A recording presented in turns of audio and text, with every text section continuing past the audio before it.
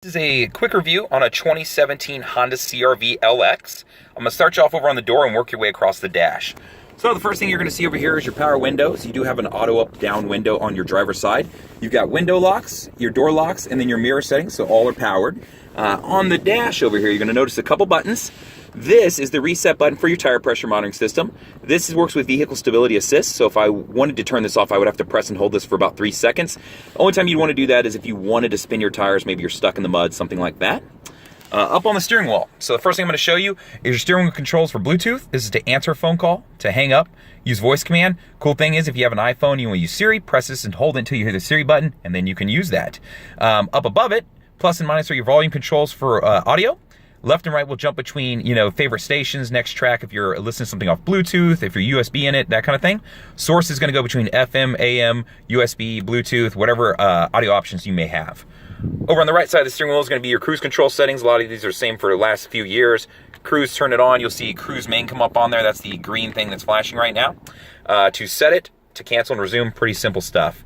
Over here, your lights. So I'm just going to show you where they are. On the right side is going to be your controls for your windshield wipers. So nothing special there, just normal new car stuff. Your stereo in this model is going to be a classic setup with stereo knobs. Obviously your radio controls, media, this will go to Bluetooth, this will go to USB, all those options, Pandora compatibility, things like that.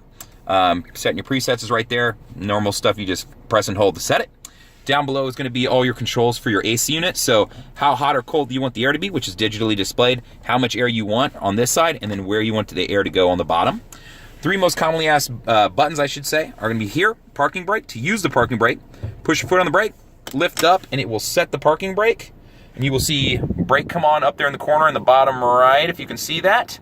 To turn it off, I'm going to press my foot on the brake, press it down. That will release my parking brake. Brake hold. A lot of questions about this. What this is if I'm in stop and go traffic and I am using the brake hold button, my seatbelt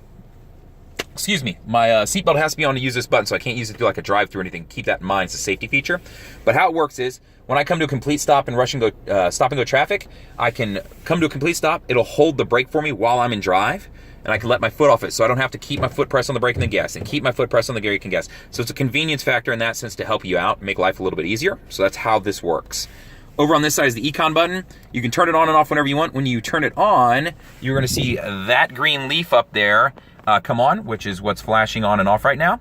That's letting you know it's engaged. When you engage this, what is going to happen is it's going to improve the gas mileage of the car, but it's a takeaway system, or a give and take, I should say. Improve gas mileage, but it's going to shut down some of the electrical systems on the front end of the car. Things you would notice as the driver would be the AC unit won't blow quite as hard when this is on, and your accelerator, if you mash it all the way to the floorboard, isn't going to take off and go quite as fast. So keep that in mind when you're using it. Other things in this vehicle, you do have a 12-volt power outlet here, another one in there with your USB. The center console is a little bit different from last year. You'll see right now I have it set up for the larger setting. I can actually remove this, flip it around, and put it in here if I want a shelf. So I could have a shelf and then be able to cover up items too. So just be aware that that's capability this car has.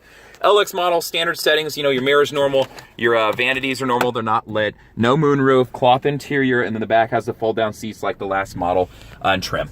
So if you have any questions about the car, feel free to comment on the YouTube video. You can always call me at 512-443-4300, or you can email me at the letter J, then my last name, Fuller, F-U-L-L-E-R, at howdyhonda.com. Thanks.